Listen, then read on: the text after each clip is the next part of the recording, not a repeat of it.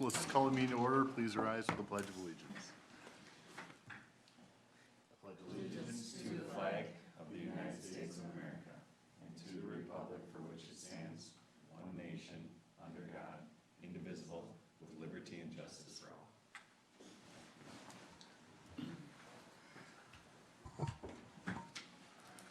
Any changes to the agenda? No, Mr. Mayor.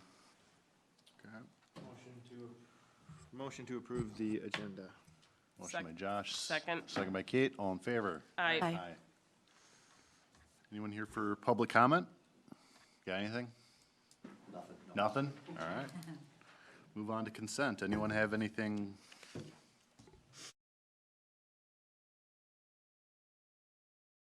Motion to approve consent agenda. Second. Motion by Kate, second by Gina. All in favor? Aye. Aye. No public hearings, no general business, so we'll jump to reports.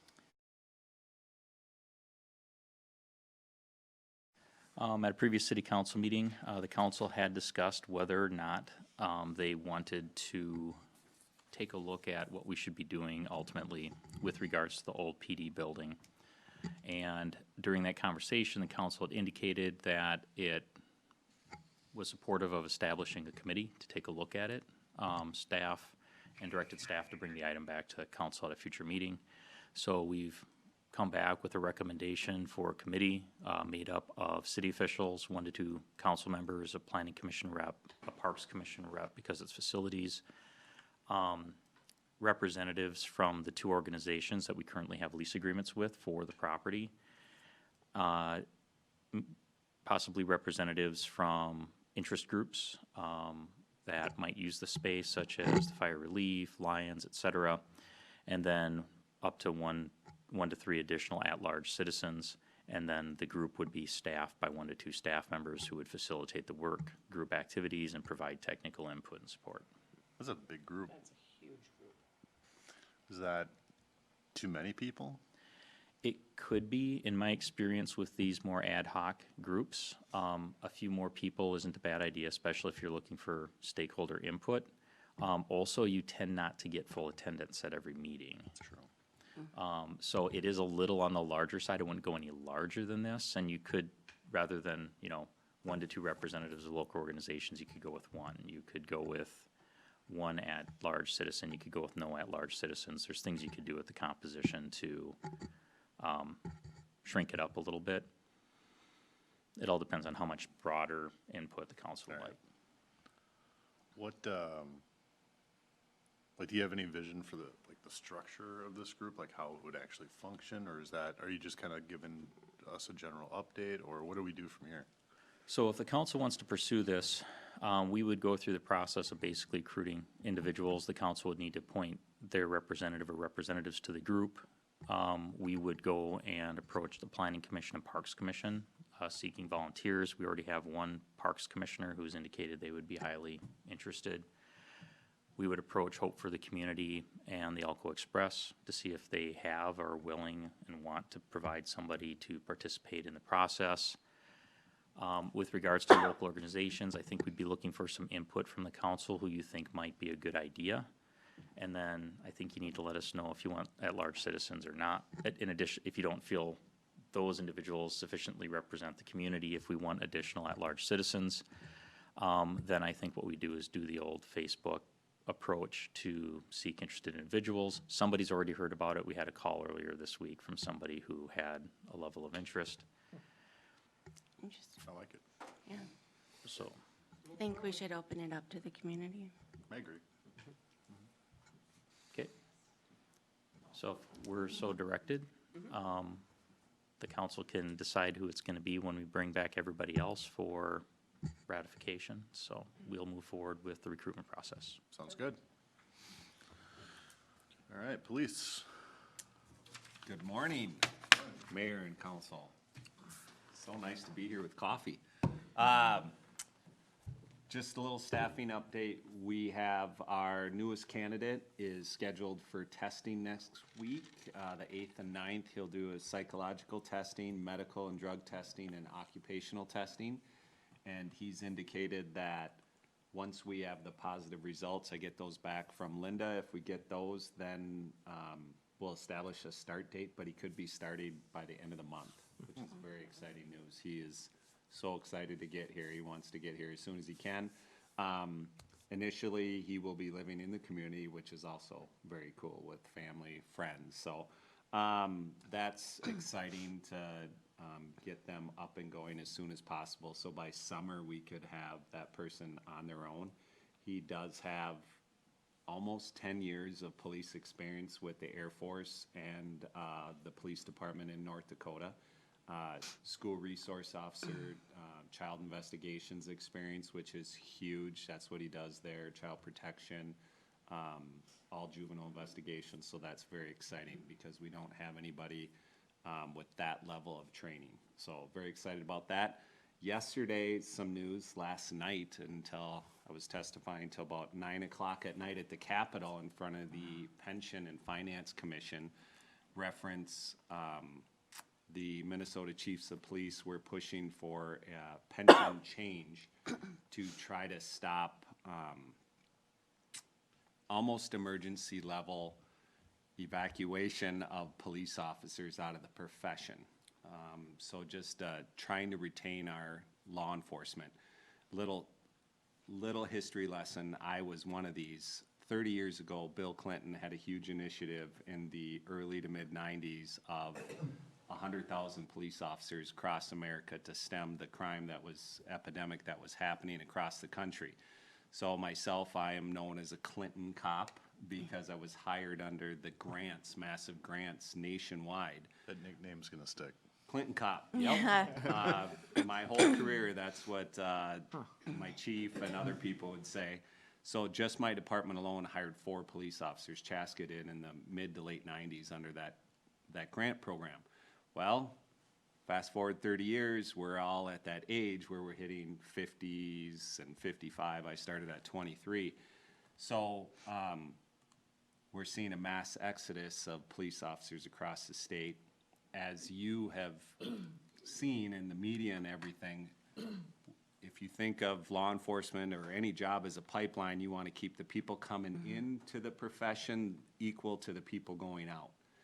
Well, right now, there's 200, and as of yesterday, 279 job postings on the post board, with many of those multiple officers. Minneapolis last night, someone testified, is down up to 300 officers. If every single student in law enforcement programs all went to Minneapolis, they still wouldn't fill their openings alone.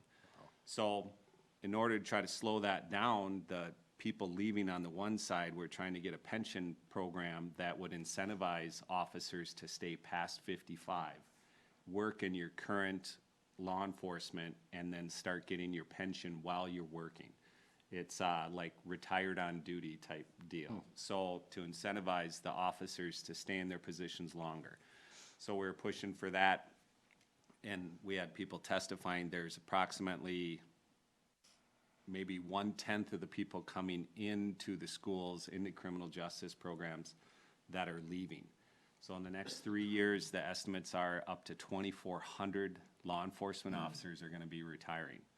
There's only 10 to 11,000 officers in Minnesota. So if you can imagine, and with only every year 100 maybe entering into that system, you can see where it could be catastrophic. So I was there testifying on why we need a pension program to incentivize law enforcement to stay, because right now our current pension is once you turn 55, it incentivizes you to leave. Yeah. And just leave the profession and take your pension. So it went really well, new experience for me. I'd never done that. So more to come on that. It's not funded right now, so we're looking at lobbying for funding. How much? I'm sorry. Sorry. Go ahead. I was just curious how much. What's the fiscal amount? I don't understand, and I don't necessarily agree with the actuarials, but they're saying about 16 million a year.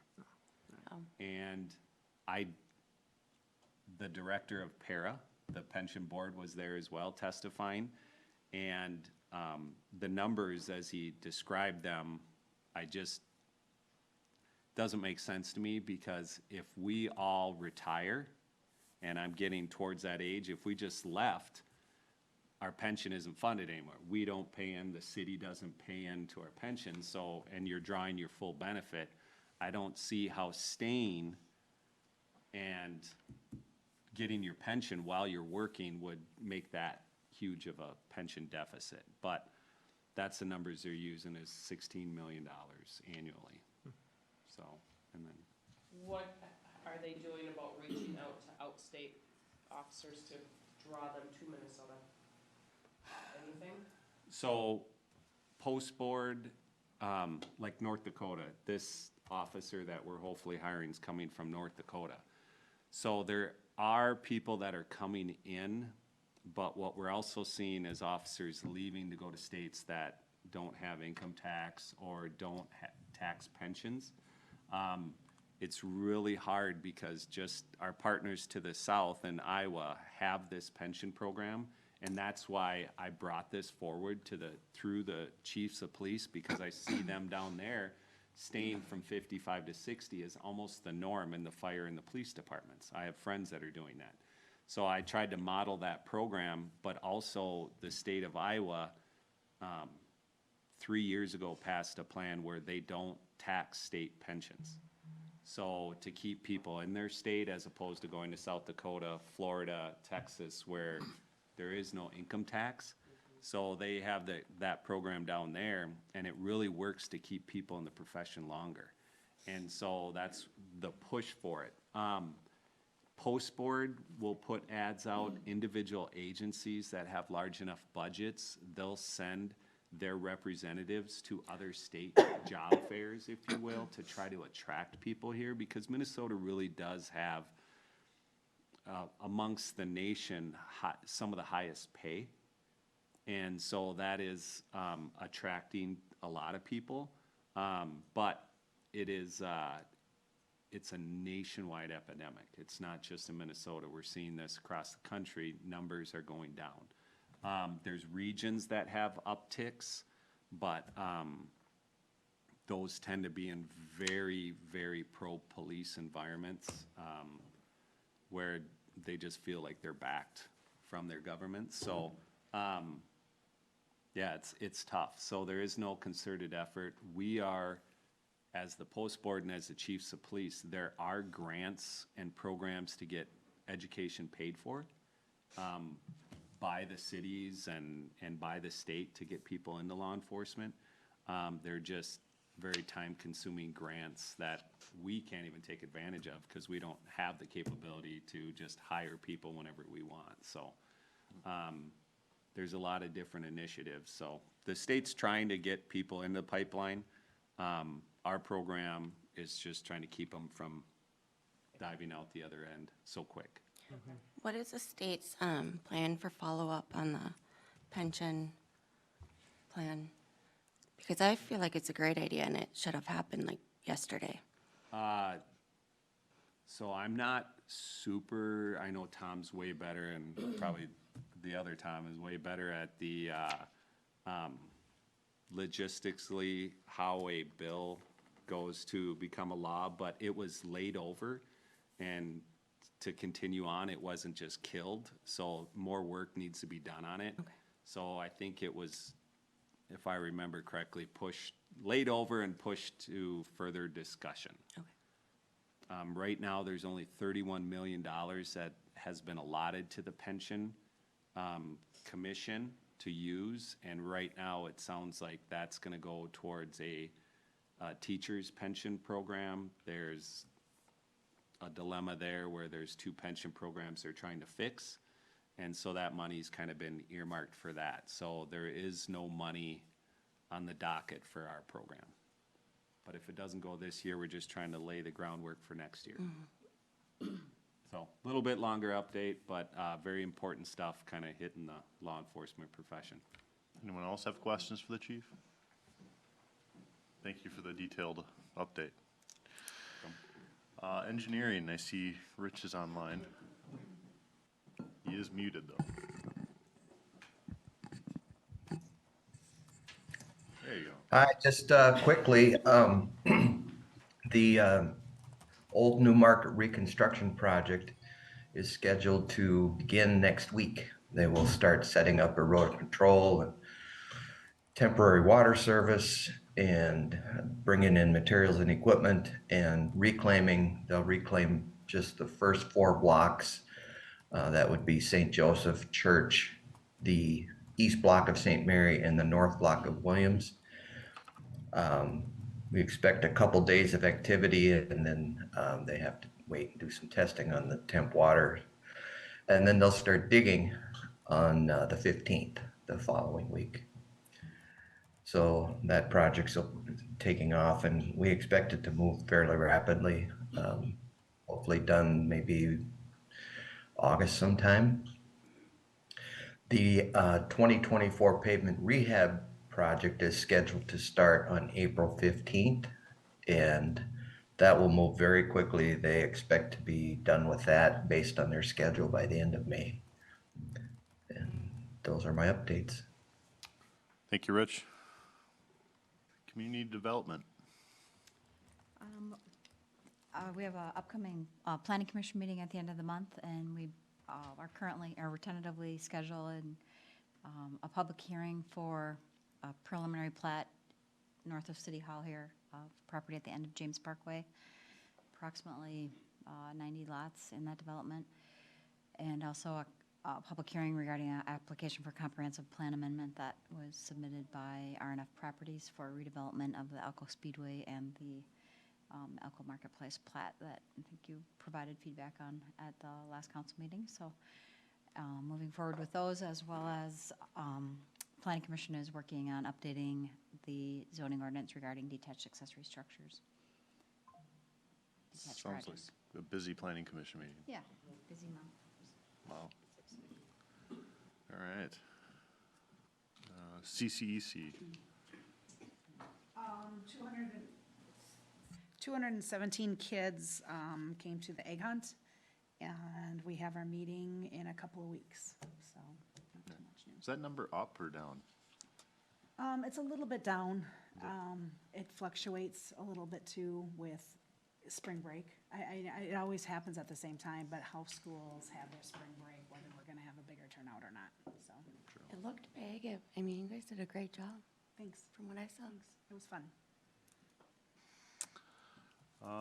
Other reports, I don't have a scale update. Scale exec is Friday, and the scale general membership is a week from there, so unless you have anything for service delivery. No.